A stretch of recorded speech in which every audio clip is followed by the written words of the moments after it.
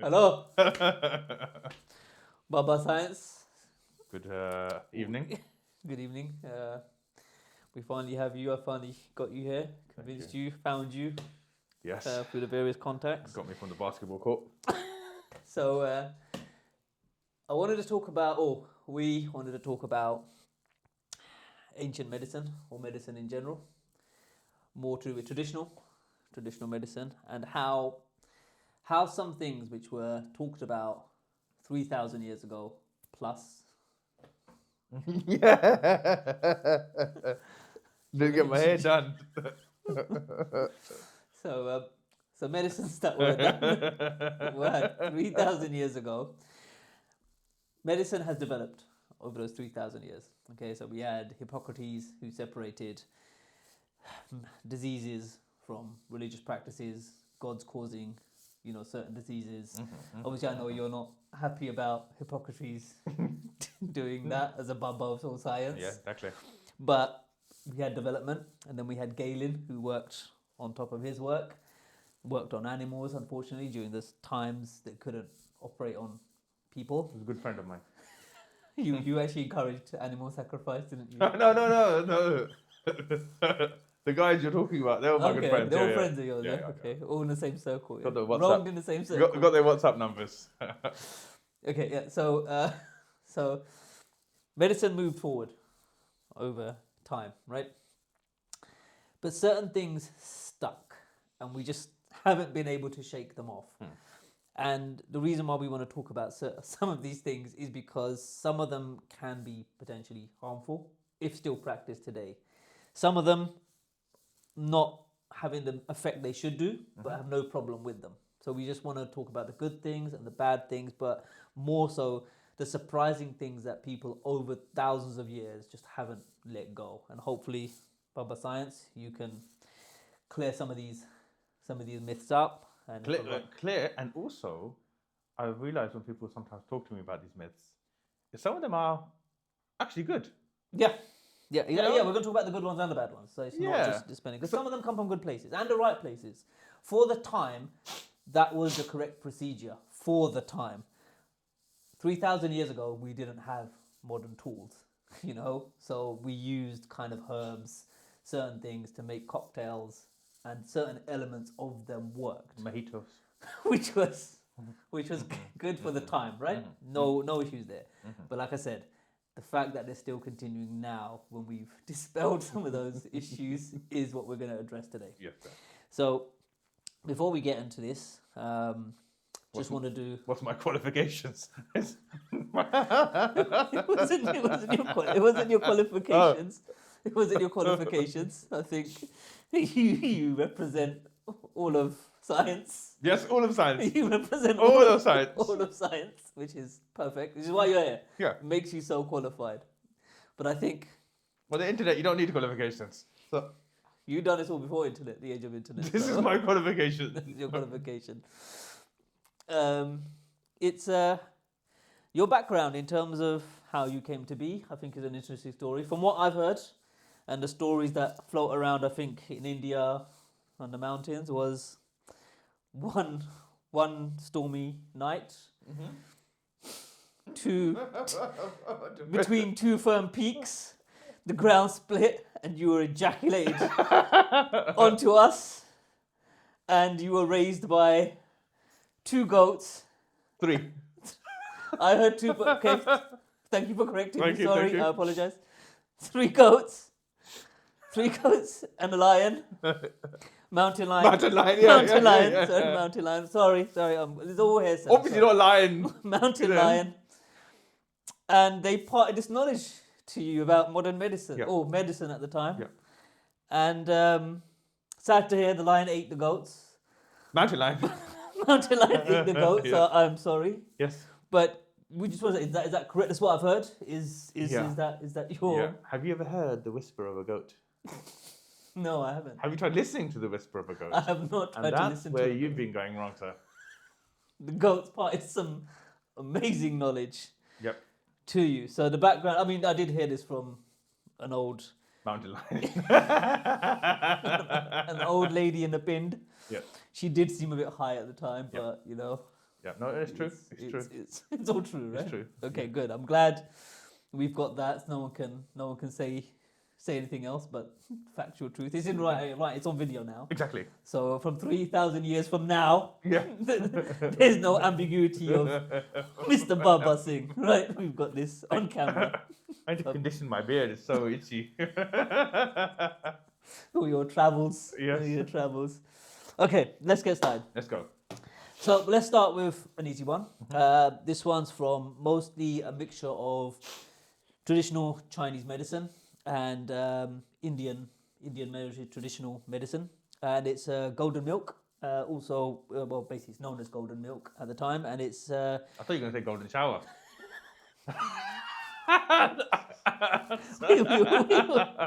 That's I not. was like, what's this got to do with Baba science? I'm surprised you don't know. Oh, wait, something Baba Science doesn't know. Golden milk.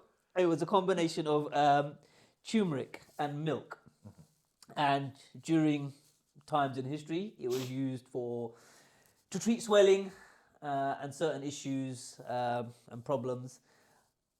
What does science say about it in today's world of the combination of milk and turmeric actually helping with joint issues and certain issues of the body? What do we know? So people would be drinking this as a. You're supposed to. No. I'm just asking. Is that what the people would be doing? Yeah, in the so sense? it was mixed. Yeah, it was absolutely mixed, and Wow. just treated for a whole load of issues, especially with like joint issues Interesting. and fatigue issues. What I have from here anyway. That is the first one. Yeah. Okay, fine. So joint issues and swelling. So turmeric has a compound called curcumin in it, and that basically works on, you've got chemical messages in the body that basically tell the immune system to freak out. You know, when we have like immune response or an injury, and curcumin affects it by modulating it, telling it to chill out, brother. And so it has some kind of mild anti-inflammatory effect. It itself, I think, in the human body is not well absorbed. If you add something which is in pepper, Yeah. that can help. So I don't know if they're adding a bit of salt and pepper to the. I don't golden think milk? they were at the time. What? I don't think. Well, they if they were, then I if they kind listen of to you, get it. Yeah, so if they listen to you. then I'd understand. That it can have mild anti-inflammatory properties in there. The milk is just going to be a vessel to help with that. So water would have the same effect. Water, turmeric. Yeah, exactly. It's the turmeric and the bit of the pepper, and, hopefully. Turmeric latte if you go to Starbucks. Yeah, exactly, for joint Same. inflammation. But it has that mild, but for joint, I'm guessing swelling and pain, it's not gonna. I mean, it probably. I'm guessing, it comes from the right place actually, because it's accidentally is using the right thing. But in those doses, you probably have to drink a lot of this golden milk to have any. I'm sure they had parties. Yeah, golden milk party, just showered in it. But yeah, accidentally, funny enough, starting off with a good one in that I get why. Probably what happened is someone who did have swelling or pain or an injury, and if they were having lots of turmeric, they might have had less pain or swelling because of repeated low dosage over a long period of time. And I mean, you can understand where it probably came from an India point of view, because it's probably used in most of cooking. Yeah, but it would have to be for people that were having it, had less swelling or something compared to those that weren't, and then they think, because some things, I've told you this in the past, little of 3,000 little of something doesn't mean lots is great. Oh my god, little of something. Little good of something. If something small is good, it doesn't mean lots of it is better. Yeah? I So got you. I got you. yeah. So if a little bit of turmeric is good, doesn't mean 10 tons of it eating is just going to make like so much better. So yeah, so I see where it's come from, but I think the doses are too low, and actually having low doses repeatedly over a long period of time, like in your cooking and stuff like that, then that starts building up and kind of have a mild effects. But I think what we really need to do if it's actually affecting you now, you would probably need to see a healthcare professional or actual anti-inflammatories to So we help could you. chalk that off as that's not harmful. That is something people probably No, can continue and have. it probably tastes nice. It probably Yeah. tastes nice. It's warm. It's relaxing. If you're sick or you're injured, it probably gonna make you feel a bit better, Yeah. right? And yeah, it's no issue. But don't think it's gonna kill you. Yeah. Okay. Perfect. Okay. So the next one for you, Baba Singh, is cold water with fried food. Indians say it all the time. You shouldn't have samosa pakore with water. We have to go for the Coke or the vodka and Coke Yeah. or something. Yeah. Even though that's gonna worse than not having pani or water. But so this myth probably comes from, again, traditional Chinese medicine and then a combination of traditional Yeah, Indian like Ayurvedics, they say this as well. Yeah. mixing the two. I keep saying Indian because I'm trying to encompass everyone in there, not just Hindus. It's the Punjabi beliefs, Sikh beliefs, South Indian beliefs. Most of them. I'm trying to encompass all of them. South Asian, really, isn't it? I mean, to be fair, what you said there, yeah, it's lots of people. Yeah, exactly. Yeah, so I'm trying to encompass everyone. On my so- travels, I hear lots. Yeah. Yep. So this hot and cold. So we're looking at obviously the internal temperatures of humans, humans, and drinking something cold has an effect on their body, or vice versa. If they're cold, drinking something warm has an effect on their body. So say for example, it will give yourself fatty. You have a lot more fat develop if you're having like a lot of oils and stuff like that. Then you drink something cold, it will start to solidify in yourself, and that's where fat comes from. Supposedly, is there any truth? I mean, to like having water or cold drinks with warm, mixing the two, and then what happens internally, especially considering the acidity of our stomach acids. So Yeah, no. Is there any? In my recent travels onto the ski slopes, just Babain, someone did say to me, you should not to me particularly, but to someone else, that you should not eat cheese and drink beer because of the same reason. And these were non-Asian people on a table because of the same thing. They said if you eat cheese and melted cheese and you have beer, which is cold, it will solidify the cheese. Okay. So it's so widely kind of said in segments of the world that the Ayurvedic and traditional Chinese medicine can't even claim it. Everyone's talking about it. Yeah. But no, you're right. It comes from both traditional Chinese medicine and Ayurvedic principles of the kind of the hot and the cold, and it's like the balance of the body, and it makes sense that the inside of the body and the food it is hot, it's warm. It's hot, it's warm, and the cold is putting out the fire, isn't it? Exactly. And it's oil and fatty stuff. That's the main thing. Yeah. Out in you put it down the sink and you pour cold water, it's gonna solidify, right? Exactly. But it's so common in people just don't appreciate the power of our stomach acids. So most people are thinking of our stomachs as the kitchen sink. Yeah, or a little bucket. Not even kitchen sink, it's a little bucket. And you don't understand the pH is between 1 and 3. It's acidy. Acidic. Acidy. Acidy. Okay, acidy. Sorry, yeah, exactly. It's a different language. We've got something called homeostasis, which is the body's ability to keep things chill, in equilibrium, basically. Yeah. So that's our internal body temperature, like our enzymes, all these things. Everything is kept at a level. That level can fluctuate certain things can fluctuate with the time of the day and all those kind of things, but everything should follow waves and patterns. And we've got things to keep things in check. Yeah, so things like internal body temperature. If we've got an infection, and that can cause an increase, right? But apart from that, if you don't have those one-off things that are quite bad, we have things in place to keep us at the same level. So internal body temperature is really a key thing about, yeah, if you're cold or really hot, internally we've got things to cool or heat. So same thing in the stomach. You have some cold water, and for a fraction of a second, it may drop the temperature ever so slightly, but the body's like, Will regulate. yeah, because everything has to be, and has to do it quick.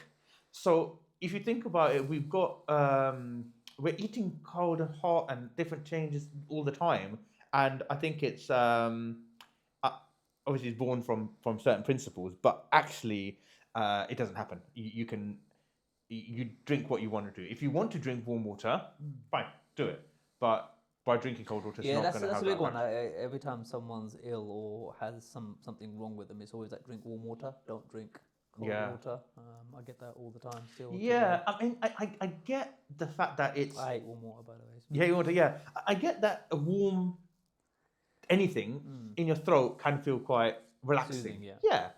I think that's what the cold, again, it's that the thought that cold is harsh and cold is stabbing. And sometimes a warm drink, it just feels better when you're unwell, right? But I think everyone's different. I think sometimes with mucus as well, sometimes something warm just makes it feel a little better as well. But for the stomach stuff, bye science disagrees, yeah. Yep. So we can chalk that off. We shouldn't be concerned about hot and cold. So you can eat as many samosas as you want, drink as much pani or water, which is what we recommend.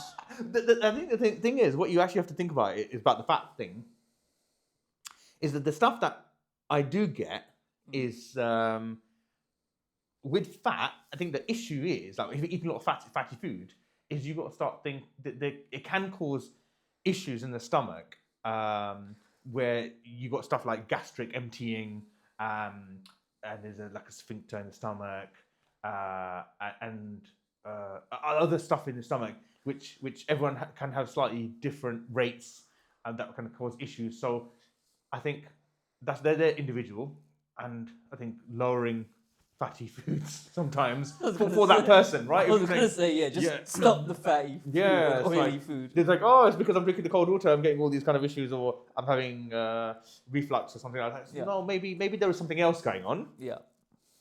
That needs to be addressed. Perfect. So we can chalk that off as a definite myth. We need to move on. Okay. Yeah, I think Baba Science needs to itch his beard. when you can. No. Yeah. Right, you're going to give it away. Huh? You're going to give yourself away. That's a real bed.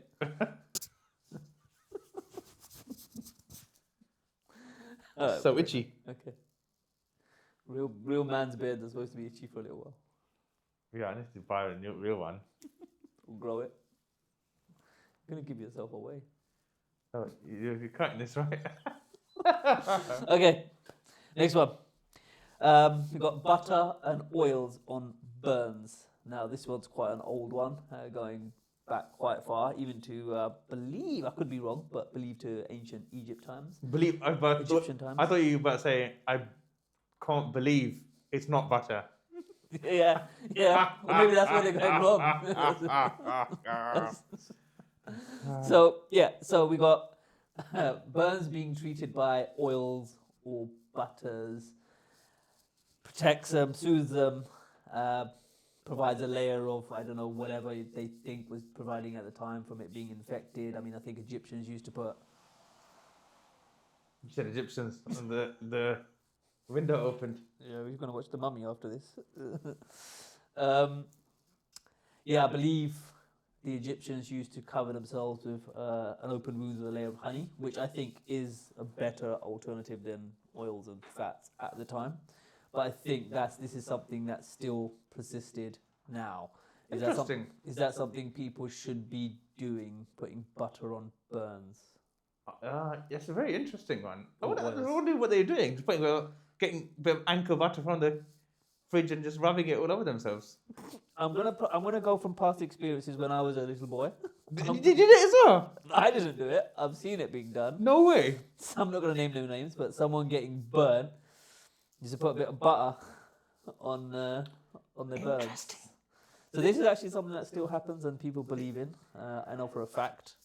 So what does your Baba science have to say about? I can't even believe it. Okay. Yeah. So to the barrier, seal, and to protect. But the thing is, with the burn, it's an active thermal injury, so it's still continuing. So actually, you don't want to seal it. Yeah. Like there, you want to like get the heat out, right? And that's with either like a cold water or cold compress, or I think seeking medical help, depending what the kind of the burn is, keeping it exposed in a way, and having some kind of non-adhesive bandages. And I think the thing with applying butter is also, you know, your hands, you're kind of like, it could be dirty hands and putting in an open wound or wherever it is, like more bacteria in it, really. Yeah. So we're going to chalk, an easy one. We're going to chalk this off as a myth. Yes. Or something that we should not be doing, putting butter or oils on burns or anything. And as I said, I get where it's come from, but yeah, I think butter, no, keep it for the cooking. Unless someone really loves butter and they're just... the burns here, but they're just... an excuse to eat butter. Yeah, exactly. Okay, what should they be doing if they have burns? Just... Oh yeah, so like, again, it depends on what type of, or what kind of burns. You know, if it's certain levels of burns that you should be calling the ambulance, right? But small burns, you know, running under cool water, and ice keep pack. it. Or maybe not ice pack. Or cool water, and you know, keeping it exposed, drying it.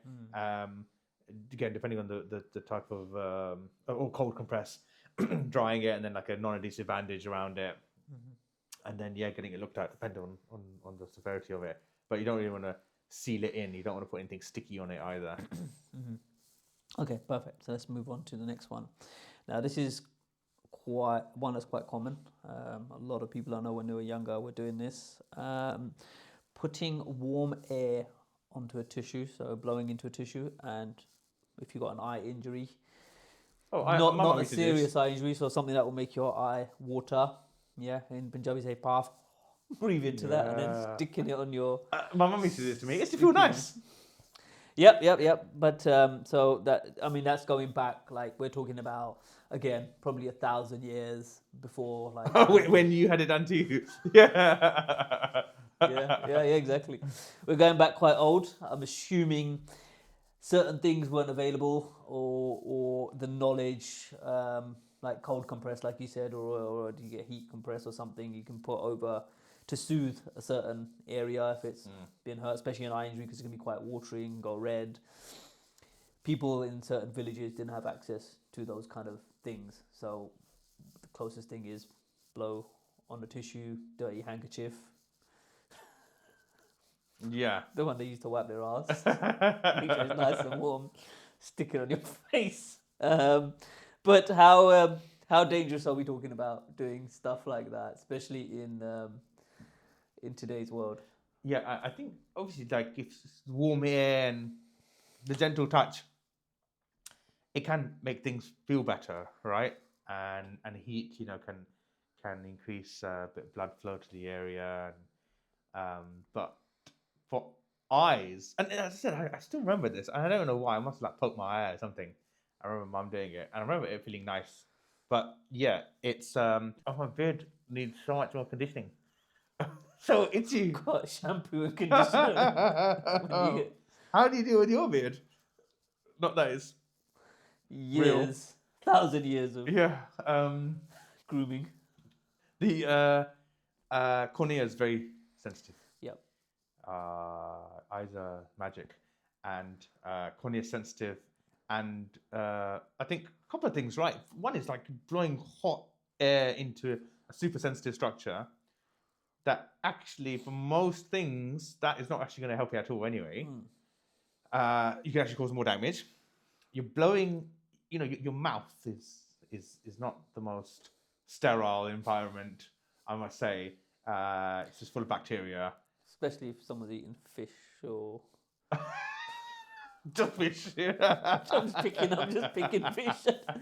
Couldn't think of anything. Not goats, fish. Could be lamb. Or mountain lions. Could be lamb. Could be. I didn't want to offend you by saying lamb. No, yeah, exactly.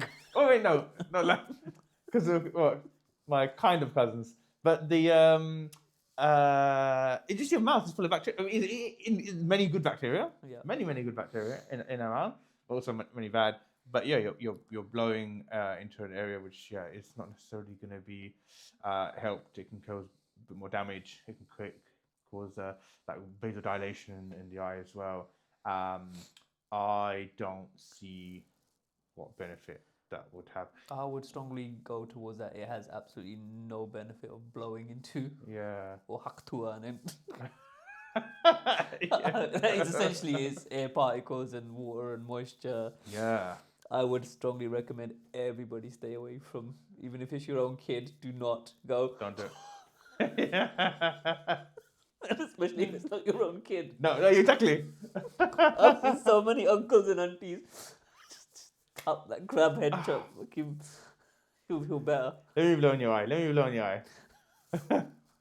Okay, so that's a dangerous and rubbish thing that we should let go. What are the alternatives for if someone does get an eye injury or a finger in the eye? Especially an immediate reaction, because obviously that is one of the go-to things, was to blow into even a sleeve and then put it on your eye.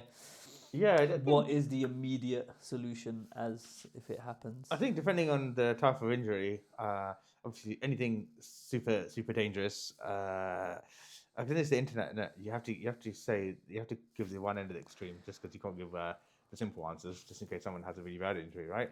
Is seek medical attention. Eyes are super sensitive, and you don't want to be messing about with those kind of things. But it depends. If it's something in it, then wash. Like your eye washes. But if it's just poked it a little bit, I'm pretty sure just chilling out and closing your eyes and relaxing for a bit might actually be the best thing. Okay, so keep breath away. Keep breathe on heavy mouth and breather away from your eyes. Yeah. Okay, perfect. So that's a dangerous one. Make sure we destroy that one. Okay, I've got another one. Now this one is a bit of a... Don't know where this one came from. So it could have come from TikTok videos, could have come from in the modern world, it could have come from your time, I don't know. Please clarify. Lime and lemon in the eyes to improve your eye health. To improve your eye health? So that's what I've been told by certain people. Like what, to make you see better? Most likely, or it improved their vision, or their vision didn't deteriorate. Anything to do with better looking. What, better looking eyes? I don't know how to phrase that. Just seeing better. I don't know. Okay, putting lemon and lime or any citrus fruit in your eye.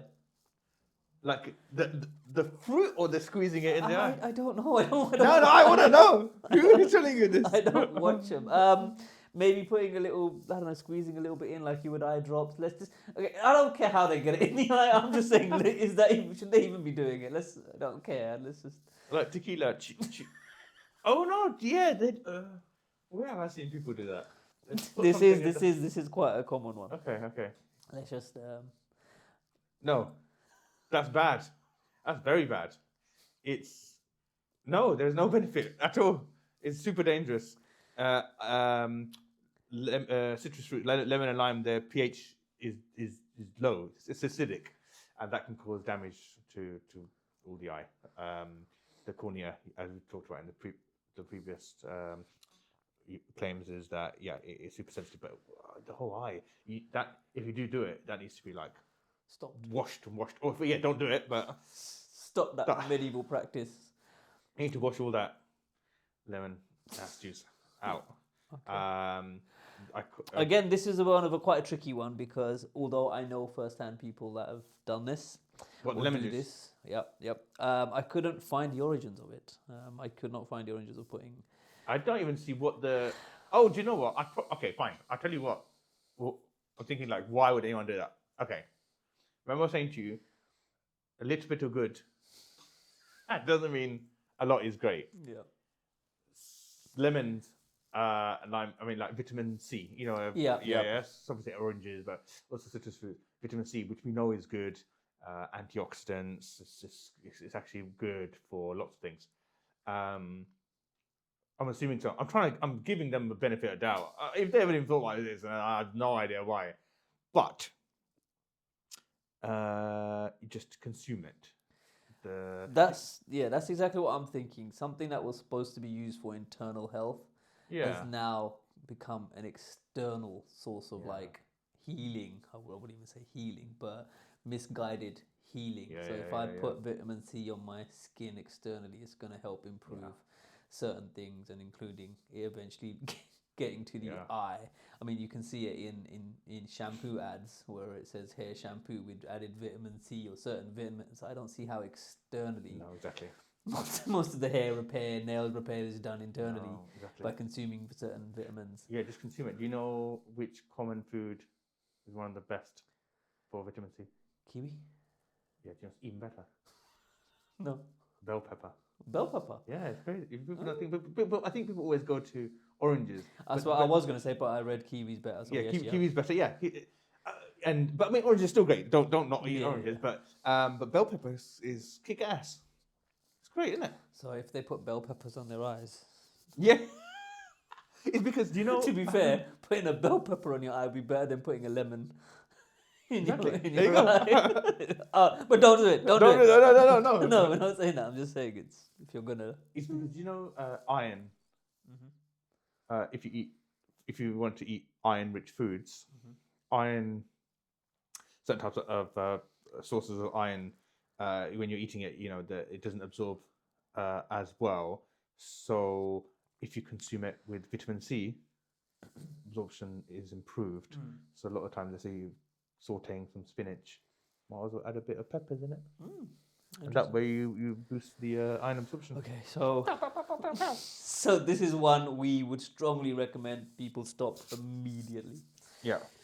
Okay, keep fruit away from the eyes. Yeah. Only for consumption orally. Yep. Cool. Okay. Okay, so we've got two mixed into one here, both to do with the air. We've got rubbing alcohol in the air for air pain, and rubbing alcohol in the air to treat air pain. Like rubbing alcohol in the air. Or pouring it in. You know, they're probably. I don't know. I don't know. You know when you get trying to pass that. I don't know. They felt better. They woke up the next morning. I can hear better. And then there's warm oil in the air. If they've got air pains or their ears feel really warm because it's infected or something, they just put oil. Any oil? It doesn't specify. Just go with any extra virgin. Which one did you pour in? Yeah. Ghee. we went full fat ghee. We don't go to that cheap stuff. Where's this come from? The origins from this again, South Asian. No. These ones, no. So these ones are more rooted in traditional Chinese medicine again, and Ayurveda, like you said, traditional Indian medicine. So again, just like when we talked about burns, treating it with oils, inflammation. I'm suspecting putting oils in the ears was probably the same thing. The alcohol one, I'm not too sure. Probably more of a modern thing. But I think something to do with swimmers' ear or something to get water to dry out. I'm assuming, but I'm sure you can correct me. That's the only time, swimmers' ear, that people do it. But that's only for professional athletes. Yeah, and it's basically, for example, you don't know unless you know what exactly is going wrong. If you've got an infection, ear infection, for example, the alcohol won't go through, so it won't help it. Yeah, it's more for the drying if you've got water in your ear because it evaporates, right? Yeah, It evaporates quicker. So if it's if it's an infection in your ear, then that's the the thing's not gonna alcohol's not gonna do anything for there.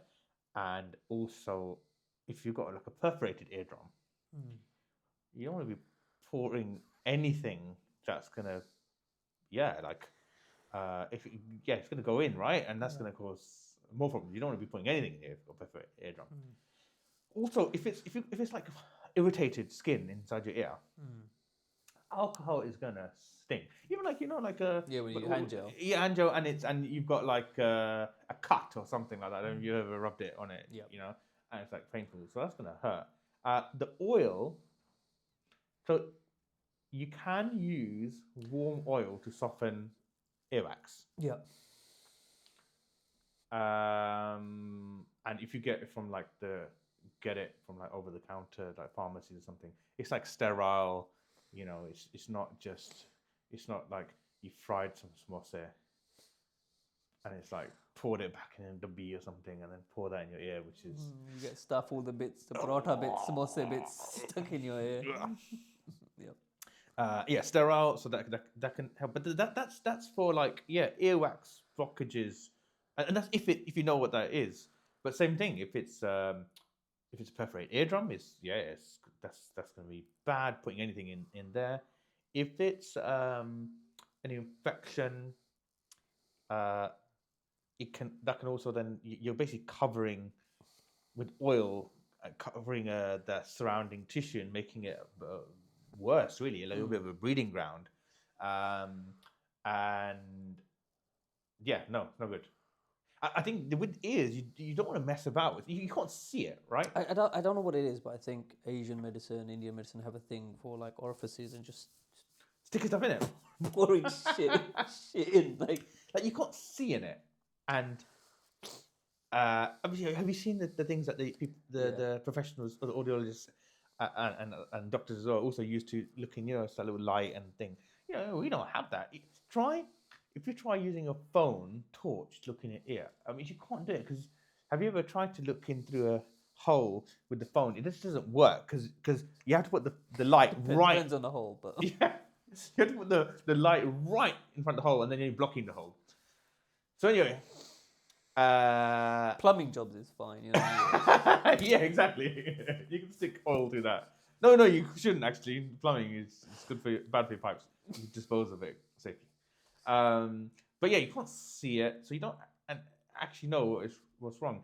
I mean, like if it was like a really loud noise or something, and then all of a sudden it affects your ear, then you could like think perforated eardrum or something like that. But infections and other things like that, I wouldn't mess about with my ears. I'll be honest. I would want a professional to have a look. And again, I think this is probably one of those that have from time gone by, not having the facilities to look in the air, like you said, they have tools to look in the air, not knowing that we can look that deep, see any ruptures in the air, just pour alcohol or oils to cover it up, stop infections, and that's just kind of been held on. Quite modern. I mean, you must have heard of people doing it. Baba science. No. I only talk to sensible people. The goats. The goats. We don't pour anything in our ears. And so yeah, it's just something that hasn't been let go of. I mean, if something's wrong with your ear, I think you should see a GP. Yeah. Exactly. You shouldn't be going for home remedies or rummaging for your cupboard for oils and sticking fingers and vodka stuff and stuff. No. Exactly. Can you get drunk that way? Someone really. I mean, listen, I would say no, but I've not tried. There are some putty people in our religion that would try that. I will experiment with some friends. Recommend it. Science experiment. Okay, so we're going to move on to. Okay, so hang on. First of all, that needs to be debunked. We need to stay away from ears and eyes and holes in general. Just, if you have problems, go see a doctor, right? Yes. No home remedies and fixing. Okay, perfect. Okay, last one. This one's one for the oldies. Uh-oh. So not we. I don't know why I'm bringing myself into this. Sorry. Probably my crowd that I hang around with now has gone up by 10 years, 20 years. Takat wali goli. So also known as a strength pill. So Indians have a tendency to refer to the takat goli or getting the takat goli from somewhere because they feel don't have enough energy, feel tired, and just general fatigue. You can get it in this country? I'm not sure where the source is. I'm gonna say India. Gonna say back in a bin.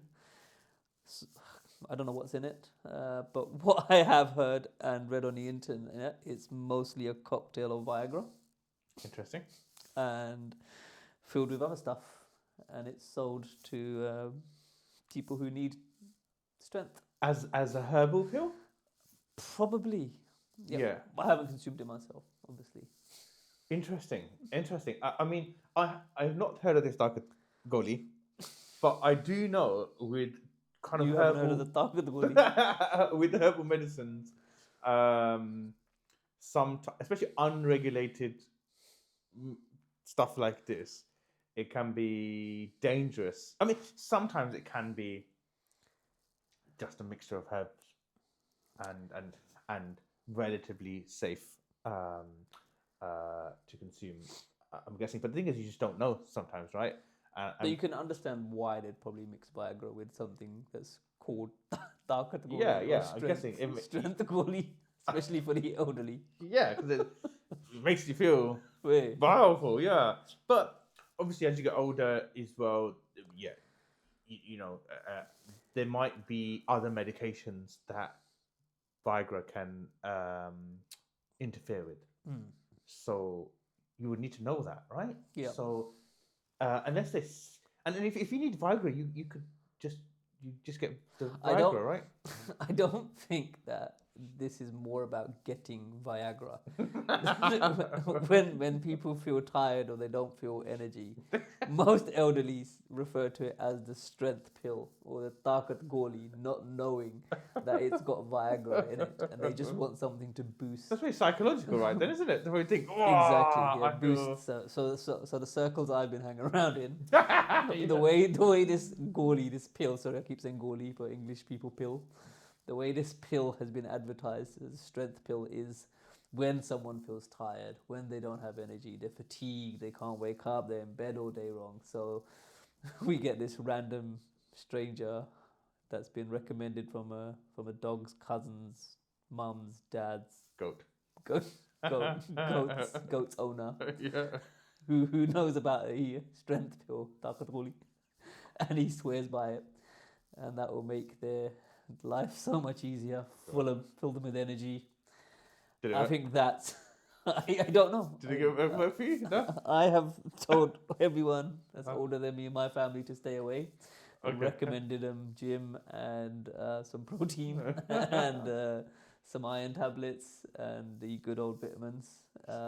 Asking for a friend, where can I get it from? From my friend? I will link you up with the source. But is there any, to your knowledge, any science-based evidence that this Takat Goli is something you should be taking for symptoms like fatigue, restlessness, or any symptom that kind of just, I wouldn't say restlessness, but anything that makes you kind of tired and not full of energy as you should do? No. I mean, you can take Viagra if you want. Yeah, I mean, there's a... Yeah, for obviously erectile dysfunction, which is, it's... it can happen to anyone. Speak to a medical professional, and there are medications out there, as we know. But you have to see the medical interactions. But for the actual what you're saying, no, I don't think it would be. If you're feeling tired, don't take Viagra. Is what we're trying to say. Because you'd be walking around with symptoms of the after effect. itself, and it might give you a psychological boost. But it also depends on what they're putting in it, and if they're adding it in there, again, that is it because they're trying to dupe the person, right? So they're just mixing it with random stuff. Yeah. So from what I've seen online and what I've read about, it is a cocktail of other things, and the primary ingredient to get them kind of full of energy seems to be Viagra, the most common thing found from research papers when they research this Takat Goli. And probably like caffeine in it or something, maybe. Yeah, pretty much. Like give them like boost and a Exactly.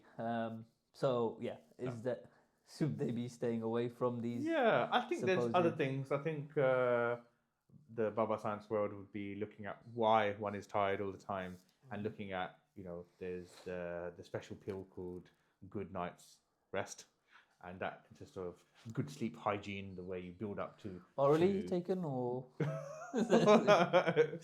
No. So the build up to sleep, exposure to blue lights and devices and all that thing, having a very regular sleep time, and addressing all the issues that one may have that disrupts the sleep, whether it's comfort, whether it's light, whether it's temperature, whether it's your snoring, and whether it's actually you need to look at getting a CPAP machine because of your sleep apnea. Oh, so many different things.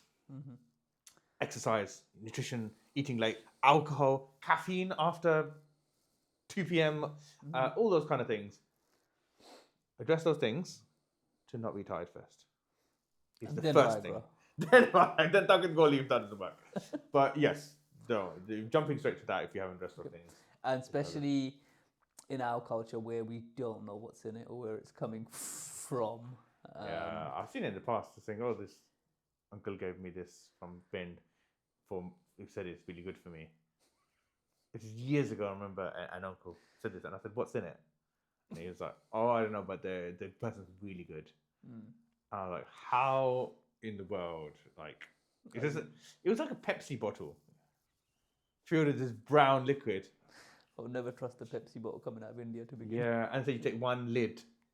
I was like, again, how unmedical is this? Just a lid of Pepsi, just that many mil. How many mil? Just the lid of the thing, because that's the precise dosage. Just the lid of a Pepsi. Oh, come on, That's the man. new measurement scale, isn't it? Like just a Pepsi lid should be the new ml liter or just Pepsi lid. Exactly. So in that just that. Anyway, don't do it. Just not enough to poison yourself. Yeah, basically. exactly. If you're alive tomorrow, he took a good amount. Yeah. And then the guy will be like, I didn't die. It worked. It worked, exactly. I'm not dead. Yeah, I saw this interesting video on some Chinese herbal medicine online lead up to this. And the guy was a supposedly qualified person to dish out certain types of herbal medicine. And they're asking where he got it from. And he points to some trees in the distance. And it's a combination of scraping the bark off these trees. He couldn't obviously tell which quantities, and the method of scraping off these trees is a family secret. But the cocktail will make people very powerful, very powerful. And then he points to a leaf on the floor, and he goes, "This is also used to help you sleep." What are we just blowing past? That one. It just happened to be some random weed or some shit. That one helps. Where do I get it from? So I was just wondering if someone happened to get the combination of licking these trees in the right order, Definitely. that'd be powerful for a number of days. You're giving away my trade secrets, man. How I make my Baba. pills. Licking trees. I mean, okay.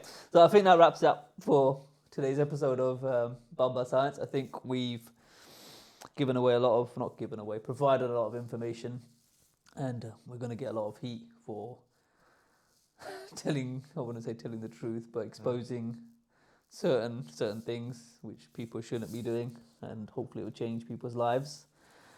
I think we've got a lot more to expose. Yeah, next time. I think we should go undercover as well somewhere. Yeah. And to some of these Bombay science communities and see what happens. But With my disguise. with your amazing disguise. It's not disguise. It's not disguise. No. Baba This science. is my disguise. But hopefully, yep, Baba Science, with your wisdom and your travels around the world, we could dispel some more myths and stuff that are harming people. But on a serious note, very, very serious note, obviously we want to end up with the correct information. Some of these things can be damaging, especially in the Indian culture. And I'm only bringing this up because this information is around a lot, especially with women getting pregnant and saying you should have a boy. Drinking certain cocktails, doing certain things is not going to be helpful.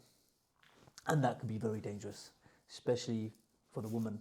You're putting two lives in danger, and it happens a lot. I know it's a bit of a downer on the episode that we just had, But this is one of the reasons why we are trying to kind of destroy some of these myths, because not only are they hazardous to yourself, but the impact it has on other people. And this is something we will cover in the other episodes, because this is widely done in India when a woman, when they want a boy in the family, that doesn't happen. They have lots of cocktails which can lead to some permanent harm. And I think we all know that happens. I mean, it's just something that continues and we need it to stop. So just one of the reasons why this episode exists, and hopefully we'll cover some more. If you've got any more to share with us that continue, that need to be stopped or just talked about, let us know. It'll be great to hear your comments. But thank you again for Baba Science and his wisdom, and he'll be here again soon, very, very soon, hopefully. Okay, thank you very much, Baba Science. Oh, sorry.